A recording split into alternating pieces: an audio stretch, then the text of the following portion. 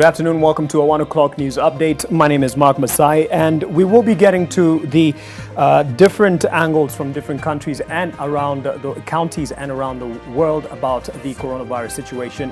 But first, there is some activity in terms of administration at the Nairobi County, and we were to start there, the Upper Hill office of the Sonko governor, Mike Sonko, and I'm told they're still getting ready for that particular address on the issues that have been, the controversy that has been between the county government, the leadership of the Nairobi County government. And as soon as they're ready to speak, we'll be crossing over live to them. Speaking of the efforts from different counties and different parts of the country towards the coronavirus fight, the government has been encouraged to roll out mass testing for the COVID-19 disease to map out the real extent of the disease in the country. The Deputy Governor of Kakamega County says intervention in the fight against the disease will only be successful if the real picture is discovered through mass testing. Professor Philip Kutima, was speaking during the launch of an exercise that will see residents from parts of Kakamega, Uasin Gishu, Nandi and Bungoma counties receive a 3-month supply of sanitizers as the war against COVID-19 continues. Butali Sugar Factory will also conduct a mass sanitization exercise targeting markets in the counties.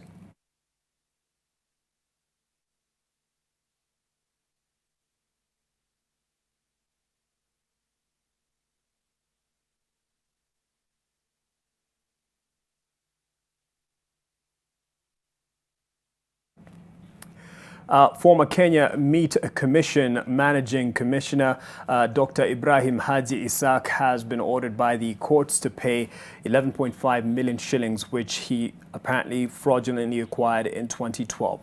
According to a suit filed by the Ethics and Anti-Corruption Commission to the Anti-Corruption and Economic Crimes Division of the High Court in Nairobi, Isaac withdrew the money from the Kenya Meat Commission account at First Community Bank in 2012 for unknown personal reasons. The court found that Isaac withdrew the said public funds but failed to account for it, which constituted to fraud and breach of public duty. The former KMC Managing Commissioner will also pay interest at court rates with effect from the 30th of April 2012 until full payment is made. Costs of the suit were awarded to the EACC.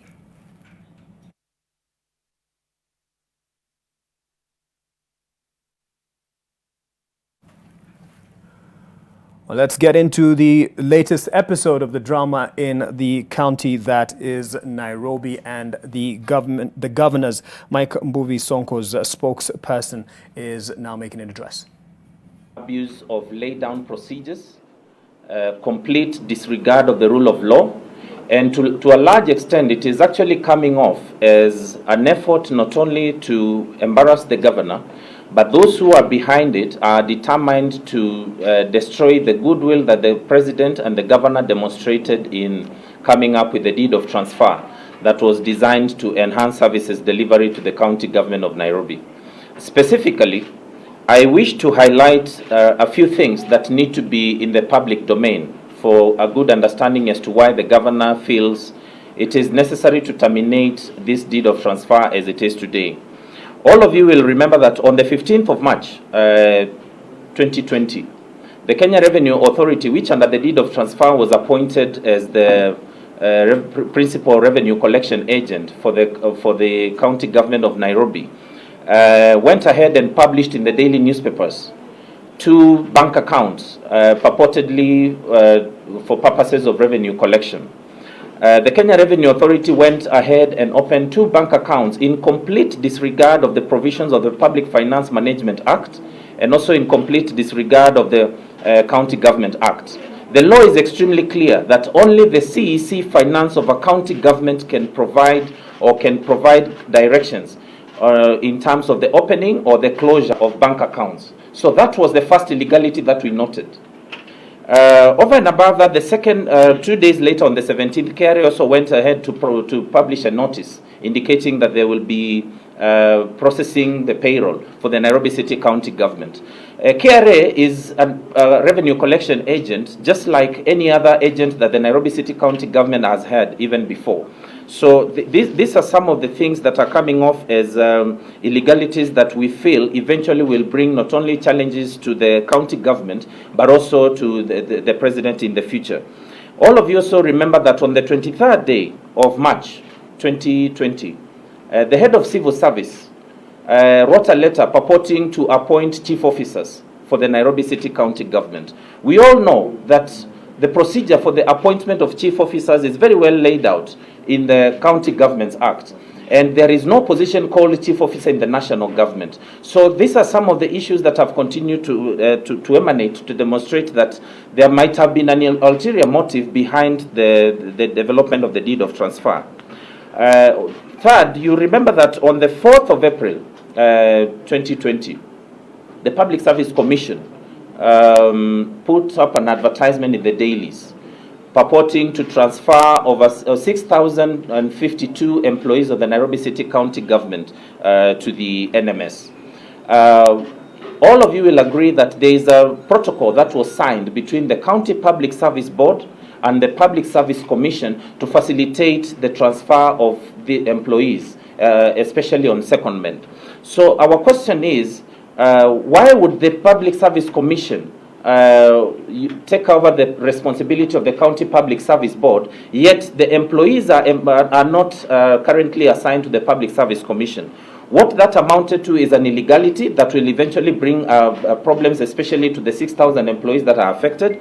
And our view is that if these issues are not handled with the clarity that they require, ultimately we are going to have problems. Over and above that, all of you remember again, on the 2nd day of April this year, the Nairobi City County Assembly sat and discussed a budget. And as the governor made clear in his memorandum dated the 15th of April 2020, that particular budget was not authored procedurally, and he highlighted those inconsistencies with the law in the memorandum that he sent to the County Assembly. However, with very interesting levels of impunity, the Speaker of the County Assembly, without even following the provisions of Sections 24 of the County Government Act, went ahead to reject the governor's memorandum and purported to return the original bill, which was not only fraudulent, but also allocated monies to functions that are still under the Nairobi County government. Eventually, the governor rejected that bill.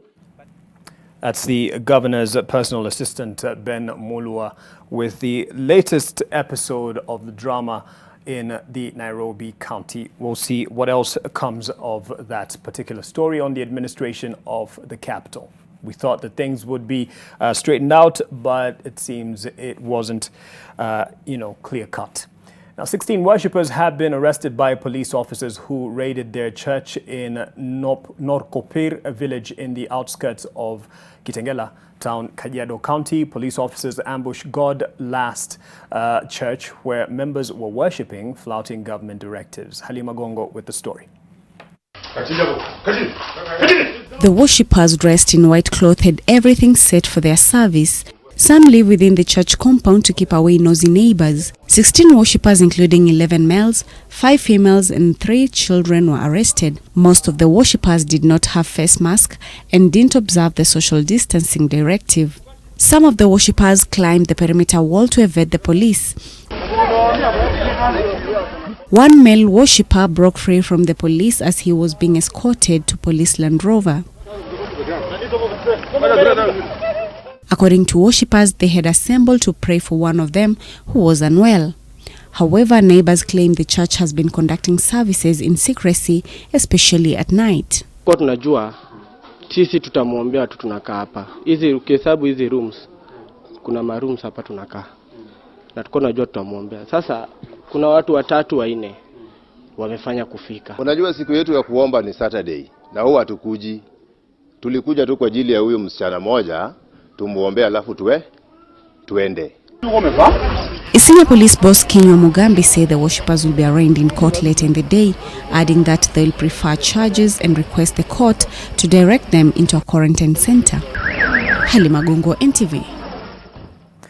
From Kajiado County, let's head to Mombasa, where mass screening for coronavirus patients has been, or suspects has been, began in Mombasa, with residents of Old Town urged to turn up and have their samples taken. When I say suspects, it's not a criminal offense, of course, to have any symptoms, but those who are suspected to have these symptoms, that is. 2 centers have been set up as health authorities raise an alarm over community transmission, with fears that the numbers could rise within the community. And our correspondent there, Kevin Mutai, filed this quick report.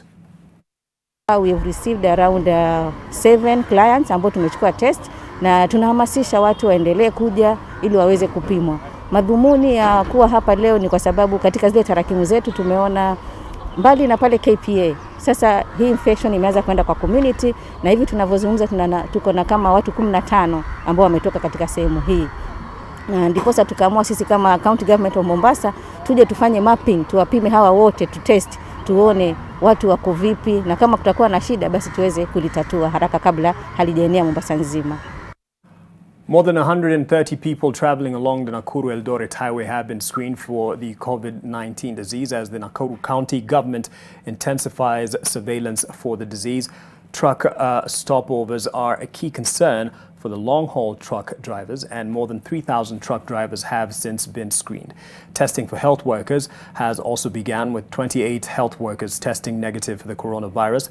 The county has also rolled out a feeding plan for the vulnerable whose income streams have been affected by the stay-at-home orders. We do not wish that any place has infections, but it is when the whole country has to battle with all these, every hospital with infections, it becomes very difficult because our healthcare system will be overstretched. So it is in the best interest of the country and all of us to ensure that we don't become carriers of this virus from one county to the other. The 22 days that these young men and women will do a service of cleaning up and opening roads, clearing bushes within 4 wards, including London, Kaptembwa, Ronda and Ziwani. And at the end of the day, each one of them will be taking home at least 13,572 and 90 cents home, which will leave us with that 1,217,670 shillings that will come directly to those areas that were chosen by the government. It is definitely clear the financial times are tough and getting tougher given the coronavirus pandemic, but many are having to battle high medical costs as they access treatment for various illnesses and conditions. Noor Rizek underwent brain surgery that left her with a huge medical bill that is now the family's current burden. She had a tumor in her brain which was removed at the Aga Khan University Hospital, after which she was taken to the high dependency unit, and the bill rose to 7.8 million shillings. They're now left with an unpaid bill of 4.8 million shillings, which they hope to get help in paying, in addition to the 3 million already paid, as they fear that continued stay in hospital might expose her to further infections, more so the COVID-19. The family also is definitely hoping for all the help that they can get.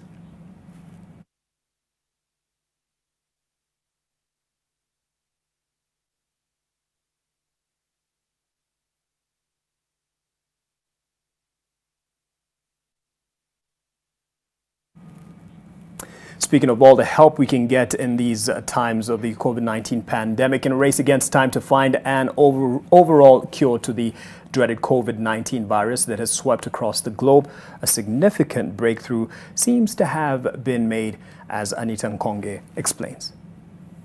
In an international clinical trial that saw 1,000 patients from countries with a high prevalence for COVID-19, patients were either injected with a placebo injection or the remdesivir drug that was in the end found to reduce the time it took for COVID-19 patients to recover by roughly 30%. That the data shows that remdesivir has a clear-cut, significant, positive effect in diminishing the time to recovery. What it is proven is that a drug can block this virus. And I'll give you an example in a moment of why we think, looking forward, this is very optimistic. The mortality rate trended towards being better in the sense of less deaths in the remdesivir group. 8% versus 11% in the placebo group. Remdesivir was initially created to treat patients with Ebola, but proved ineffective when tested for that purpose. However, when tested in animal models with COVID-19, the remdesivir drug showed that it had the ability to treat both severe acute respiratory syndrome and Middle East respiratory syndrome. At the same time, here in Kenya, India has allowed the one-time export of 379,000 tablets of the restricted drug hydrochloroquine sulfate. Furthermore, India has donated HIV medicines worth $1.5 million and chlorine in the form of calcium hydrochloride for water treatment as requested by the government of Kenya. Anita Nkonge, NTV. Definitely hope that this is one of those definite jabs that can cure or at least alleviate this particular disease that is causing havoc across the globe. At this point, we'll take a break. I'll be back with more.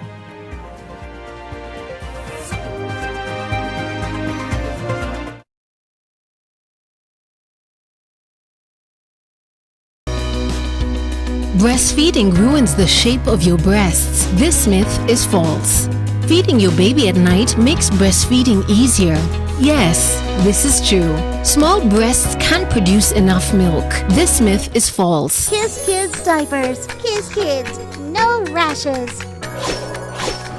Kiss Kids, no rashes. Bye-bye rashes. Bye diapers. Choose Kiss Kids. Did you know Mwalimu Plus e-tutor provides your child with personalized learning and is free for class 4 and 6. Class 3, 5, 7 and 8 pay 50% or 5 bob a day. Did you know that the Mwalimu Plus system guides children while they work on problems? At Mwalimu Plus, our main focus is on e-learning. The app is free for class 4 and 6 and class 3, 5, 7 and 8 pay 50% or pay just 5 bob a day. Download the Mwalimu Plus app on Google Play, register and watch your child's performance improve. Mount Kenya University takes pride in being an academic giant with some of the best infrastructure, imparting knowledge to the best brains in the country and the region. Our members of faculty are keen to deliver market-driven programs in science and humanities with a keen focus on linkages with relevant organizations. We admit both self-sponsored and government-sponsored students under the Kenya Universities and Colleges Central Placement Service. Join us today and train with the best to become the best. Mount Kenya University, unlocking infinite possibilities.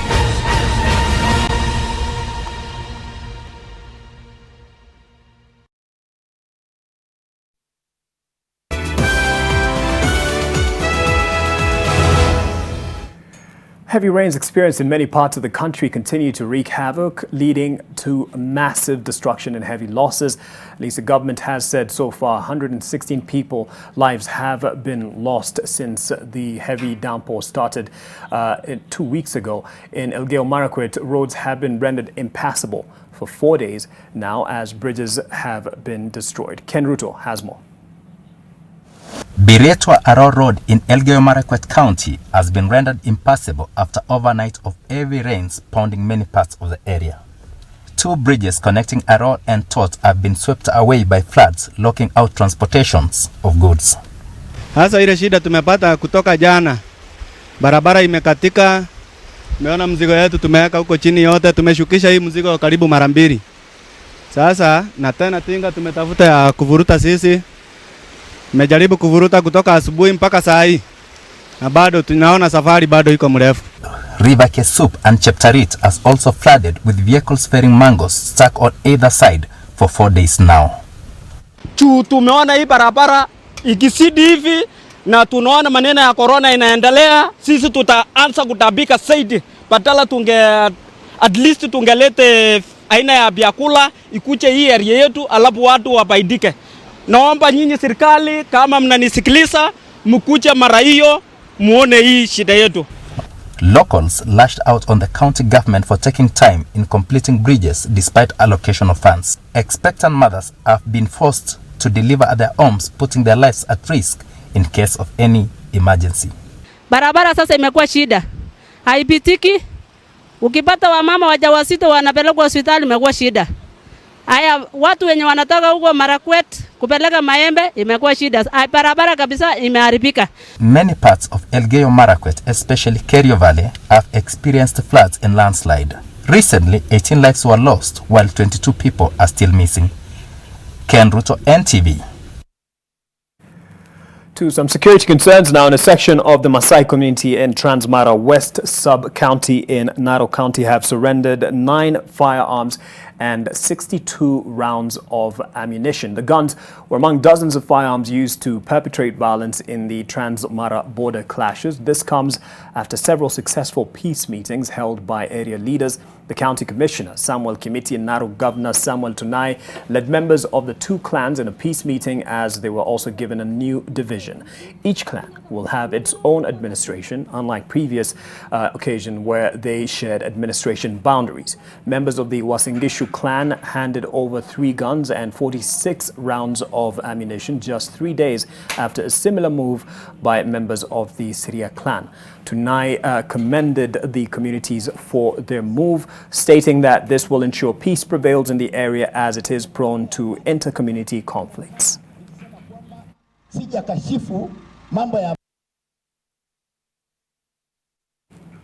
Meanwhile, Baringo County Women Rep Gladwell Churiot has urged members of the public, especially those with terminal illnesses, to continue with their clinical visits. There has been growing concern that most people living with diabetes and hypertension have not been going for medical checkups due to fear of contracting COVID-19 in the hospitals. She urged members of the public to continue adhering to the government directives and curbing the spread of the same. Saizi tunakuta wananchi hawaendi hospitali ati kwa sababu labda COVID-19 ama corona iko hospitali. Ujue bado hypertension itakuua ama high blood pressure, diabetes bado itakuua, pneumonia pia inaua, malaria pia inaua. So tusiache kwenda hospitali kwa sababu tunaogopa corona. Ni sawa wananchi? Twendeni tu hospitali kama kawaida na usiogope kupimwa. Na corona si lazima ukufe.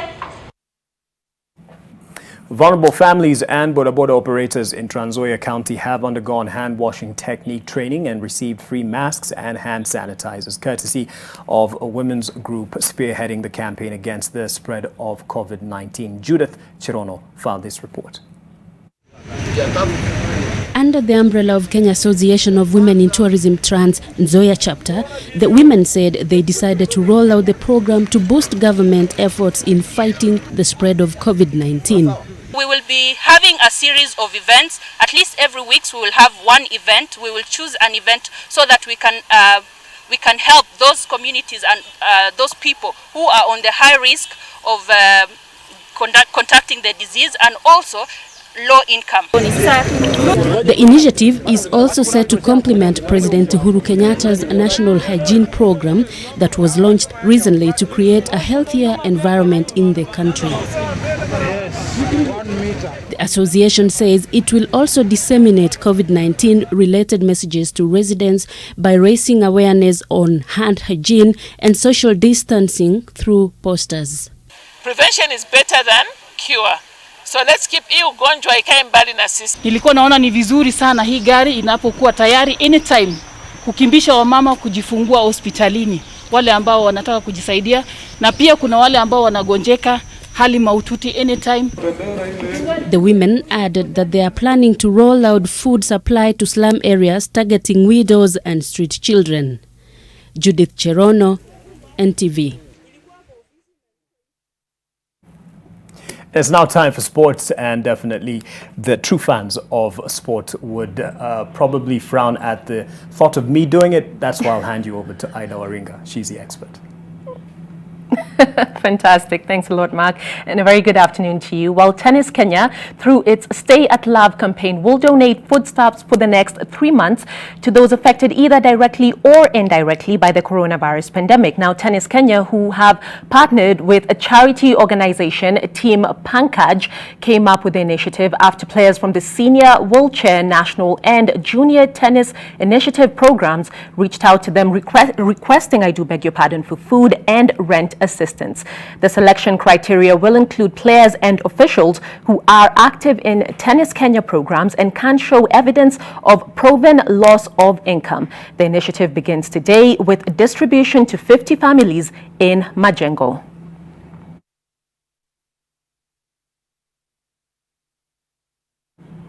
Fantastic to see positive news in these times. Well, African football legend Samuel Eto'o is in favor of postponing the 2021 Africa Cup of Nations due to adverse effects of the coronavirus pandemic. The Cameroonian emphasized that the most important thing, I do quote, is people's health. The Continental Championship is scheduled to be played in Cameroon in January, but with just 2 rounds of qualifying completed so far and no return in sight for international football, that looks highly unlikely. In the case that it's pushed forward, well, it would have to contend with an insanely packed 2021 that, amongst many others, will see the Olympics and Euros take place. Not forgetting that Africa must also start group stage qualifying for the 2022 FIFA World Cup in Qatar, which will put further pressure on the calendar. Manchester United players have been told to prepare for a return to training on May 18th, and get this, to clean their own kits since the usual laundry facilities won't be available at the club. United are gearing up for the Premier League to resume on June 8th with a mini pre-season lasting 3 weeks. Furthermore, United have received permission to install 1,500 barrier seats at Old Trafford as a trial measure to mitigate standing in the stadium. Now, if the trial proves successful, the club will look to install barrier seats in other areas of Old Trafford. It's hoped that the Premier League can start up again in June and finish, hopefully, by the end of July, with United, Manchester City, Chelsea and Wolves all set to return to European action in August.